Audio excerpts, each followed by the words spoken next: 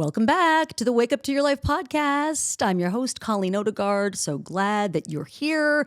Thank you so much. Today we are talking about the voice in your head. What is the voice in your head saying to you today? What's it saying to you right this moment? 3, 2, 1.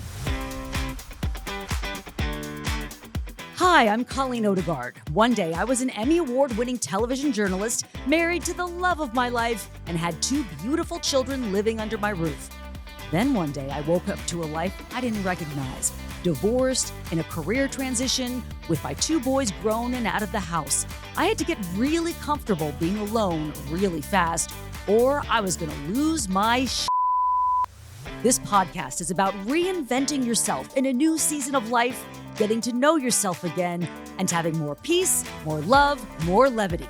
This is Wake Up to Your Life. I woke up with all kinds of crazy thoughts. I woke up with the voice saying, "Oh, Colleen, you ate too much last night. Your stomach's sticking out. Oh my gosh, you really messed that stuff up with your kids. You're a terrible mom." I've got a son who's kind of going through something right now, and I had myself convinced the voice was telling me I'm a terrible mother. Lots of things, right? So I want to talk to you about the voice inside your head.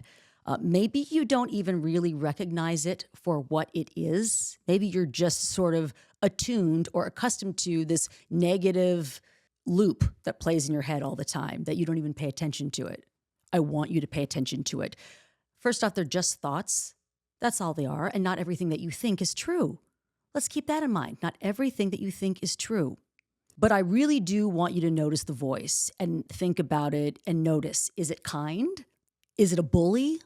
Is it your voice? Is it a critical parent? My cute little Asian mother, everyone thinks she's so cute, but man, she wasn't always so sweet. That voice is in my head a lot of the time. Is it a coach? Is it a sibling? Is it a boss who was bad to you, who was mean to you? So think about that. And I'm going to guess that a lot of times the voice in your head, what you're hearing in your brain, what you're thinking about, a lot of times it is a bully, it is cruel, or maybe it's kind of like a dictator telling you like, you're so lazy, you ate nachos last night, now you've got to work out, you've got to lose the weight. It's telling you, it's like trying to bully you into better behavior, which doesn't work, by the way. Maybe it's telling you that you don't fit in, you don't belong, that you're stupid, you're not enough somehow, you're falling behind, you don't measure up, that you're not feeling enough. Everyone's doing better than you. Boy, that's an easy one to think, right? That the voice is telling you everyone's doing better than you. Now think about when that voice is negative, when it's cruel, when it's like a bully, how does that affect your mood? How does that affect your day? If you are having thoughts constantly, like my boss hates me and I'm sure I'm going to get fired, can you know that for sure, really? Do you really know that for sure? Who's going to want me? My husband left me. Who's going to want me at my age? That's a thought I have a lot. I'm 54, almost 55. Who's going to want me? Only old men want me. And there's some proof to that, by the way. But the thought I have is it's only old men who want to go out with me. How does that make me feel? Not super excited about dating, right? Maybe you're thinking, I'm newly divorced and I've got young kids. Who's going to want me?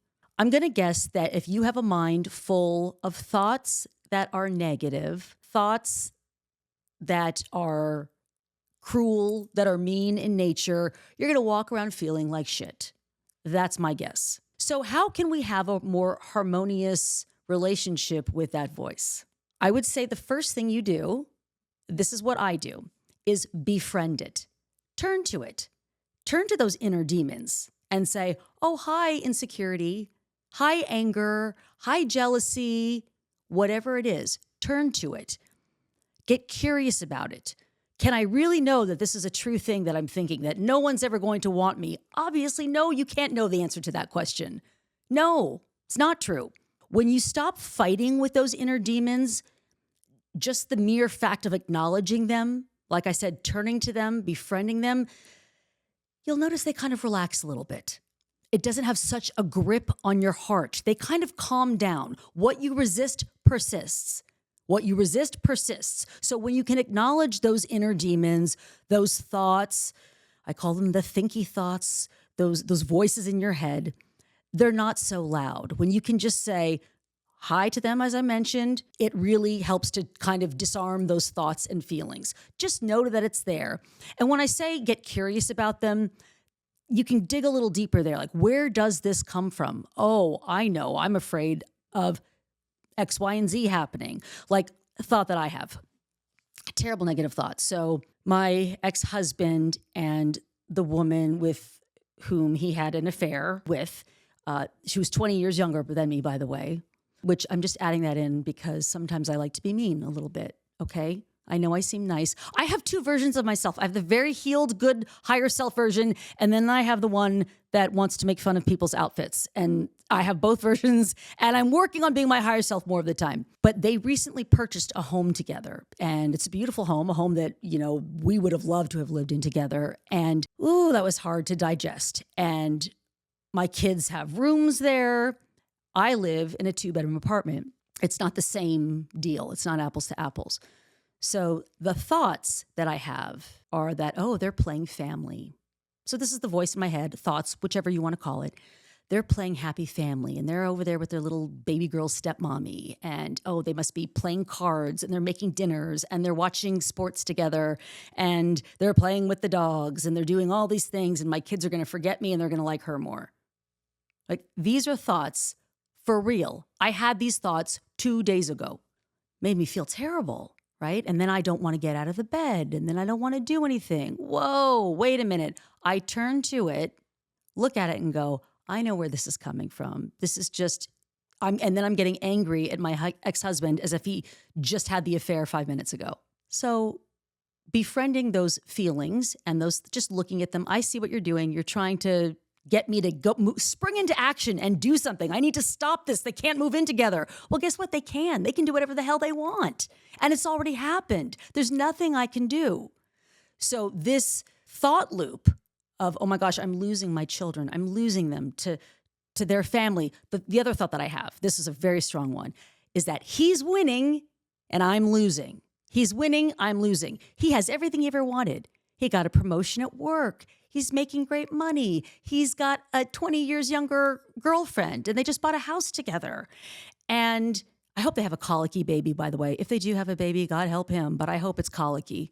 That was bad. That was mean. That was mean. That was mean. That was mean. I'm still working on it. But, having this thought that he's winning and I'm losing. I have nothing. I'm not dating anybody. He sees the kids more than I do because of the living situation. All these stories that I tell myself. I instead have to get in touch with the feeling, the pain, feel it to heal it. You have to feel it to heal it. What you resist persists. So I just recognize this is just anger getting kicked up because I'm telling myself a story. These are just thoughts. These are just thoughts. So really being honest about what it is that you're thinking, noticing the voice, noticing the thoughts, befriending them, turning to them. The next thing I would say to you, if the voice in your head is bullyish in nature, if you're just being a critic of yourself, everything that you do is wrong and bad and dumb and you screwed it all up, we're going to say no to the self-criticism and yes to self-compassion. And this is what will help. Because, you kind of figure out when you get curious about what your thoughts are, your demons kind of reveal themselves to you. I deal with anger, I deal with self-loathing and selfishness. These are sort of my demons that I carry around. What are yours? Right? Just know you're in good company. We all got this stuff going on. As you can practice self-compassion and self-love, and not in an ooey gooey way, but in a real way where you lead yourself through some practices to help you get there. Like if you're waking up in the morning and you think, I don't like how I look, you look in the mirror and this is one I hear a lot from people all the time, men too, not just women. They don't like how they look. They don't like their bodies. They don't like that they're aging. Well, guess what? We're all aging. We can't avoid it. We can't deny it.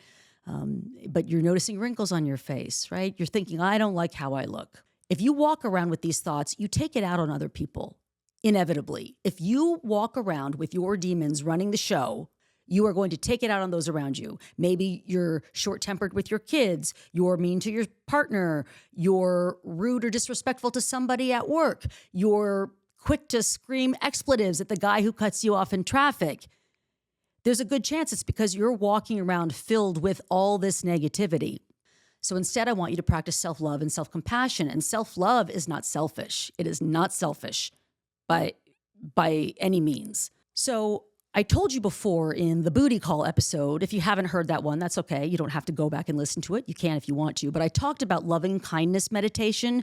I do this meditation on the regular, but it is about wishing yourself love and health and happiness and ease in your life and wishing it to others. And when you can really do this for yourself, that self-compassion, all of that stuff loses its grip on you.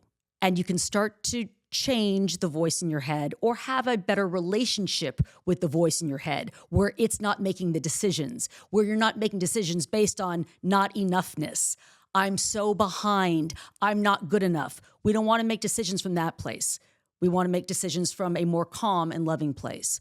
So self-compassion can look like, let's take the weight loss thing. If you're trying to lose weight or you berate yourself about your weight and you say, I'm going to eat so well. I'm just going to eat clean foods and I'm going to work out 6 times this week. And I'm going to do everything just right and be so perfect. And then something happens and you lose it and you're emotionally binge eating and you're head down in a platter full of nachos and drinking beer, whatever the thing is, right? And then the next day you beat yourself up and you say, this is why you're fat. This is why you'll never be able to do it. You have no discipline.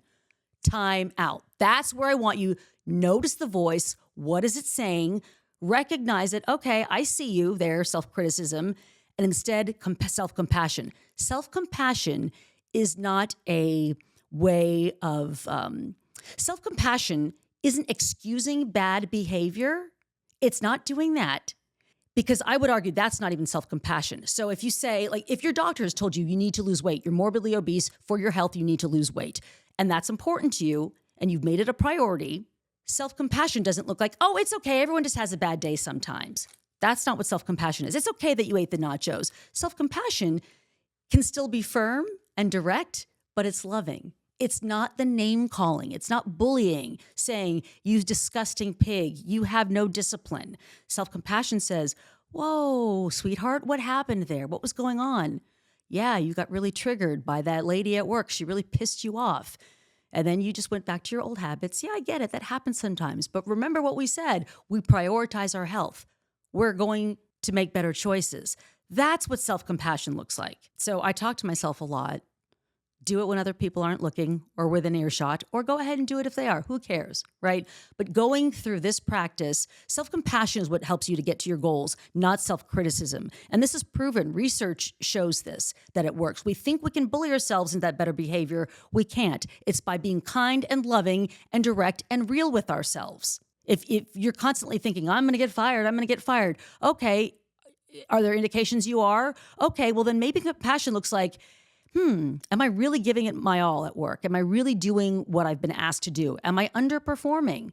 Maybe I am a little bit. Okay, well, yeah, I was kind of taking the easy way out because things got tough, but you know what? I'm going to put myself back into work. It's like that comes from compassion, not a cruelty to oneself. So do this. I want you to talk to yourself like you would to a good friend. I often put my hand on my heart, and this all comes from the work of Kristin Neff, who has written books about self-compassion. She teaches workshops on this. I highly recommend her work, Dr. Kristin Neff. And she talks about putting your hand on your heart, and I do this. It helps me a lot and just kind of calms me down and says, okay, Colleen, you're telling yourself that he's winning, my ex-husband, and I'm losing. Wait a minute, is that really true? No, I know you're just scared. You're feeling a little jealous that it seems like his life's going great. Yours isn't. You know what? Your life is going really well. You've got a lot of great stuff in your life. It's okay that you get mad sometimes, but let's try to turn down the heat on that a little bit. Let's turn down the heat. Remember, your kids love you. Little baby girl stepmommy can't come in and take my place. I will start not call her that all the time. That's so mean. Again, God help me. Jesus, pray for me, you guys. Oh, the mean girl in me wants to come out when I feel backed into a corner. Again, I told you anger is one of my demons. So I face it, I befriend it, and then give it what it needs. So again, when your inner critic is loud, she's got the megaphone, he's got the megaphone, you're never going to start that business, you suck. I want you to acknowledge it, face it, befriend it, get curious about it, Find out, where is that really coming from? Whose voice is this really? What am I worried about? And a lot of times it's just culture, right? I have got a friend of mine who's starting a business and he needs to post videos of himself on Instagram. And he's so critical that it's hard for him to even record the video. I said, be willing to suck. It's okay. Well, what if people say something? Well, so what if they do? You won't know. You're not going to hear them. And even if they do, it's okay. It's okay to make a little bit of a fool of yourself. It's totally fine. You're not going to die. It's not going to kill you, right? You take that chance. So again, the critic is saying, you're going to look stupid on Instagram. No, okay, well, maybe I will, but I know how to have my own back. I've got my own back. That's kind of what this boils down to, is that you've got your own back, that you're going to be okay. So befriend the voice, acknowledge it, maybe see what it needs, get curious about it, and then talk to yourself like you would to a good friend. If your good friend said, I'm embarrassed to post this video on Instagram, I'm so terrible, would you say, you really are terrible, you should give up that dream of starting your business? That's really dumb anyway. Would you say that?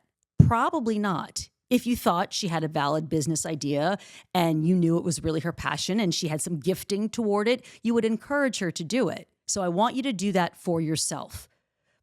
And again, this requires you to even notice that the voice is happening, to notice that it's there, to notice what it's saying. Oh my God, he didn't call me back. He must have had a terrible time on the date. Stop taking everything so damn personally, right? It's not like that. And it ends up making you more self-obsessed and self-centered. You can't operate and create and be who you want to be in the world when you're so crunched down and inside yourself all the time.